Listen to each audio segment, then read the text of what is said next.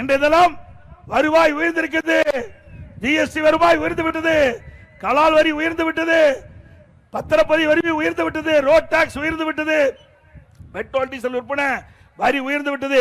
இவ்வளவு வரி உயர்ந்து வருமானம் அதிகரித்து கடன் வாங்கிட்டு இருக்கிறாங்க. எல்லாம் கடன்காரன் ஆக்கிட்டாங்க.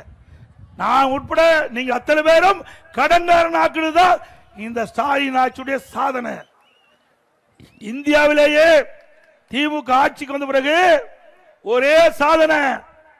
இந்தியாவில் பல மாநிலம் இருக்குது, அதுல கடன் வாங்குவதில் முதல் மாநிலம் தமிழ்நாடு. சும்மா 5.5 லட்சம் கோடி கடன் வாங்கி இருக்கிறாங்க.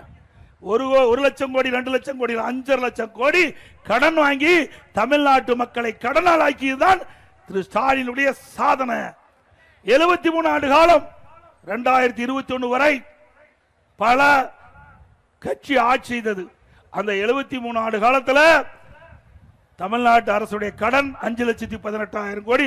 ஒரு வருட கொரோனா இருந்த காலத்தை சேர்த்தி இன்றைக்கு திமுக ஆட்சிக்கு வந்து 5 வருடத்தில் 4.25 ஆண்டு முடிஞ்சு போச்சு. 3 மாசம் முடிஞ்சா 5 ஆண்டு நிறைவு பெறுது. இந்த 5 ஆண்டுல 5 லட்சம் கோடி கடன் வாங்கி சாதனை படைத்த அரசு அண்ணா திராவிட முன்னேற்ற கழக அரசு என்பதை நாம் எண்ணி பார்க்க வேண்டும். ஆக இப்படி நாட்டு மக்கள் மீது கடன் சுமத்திய அரசு தேவையா? தேவைங்களா?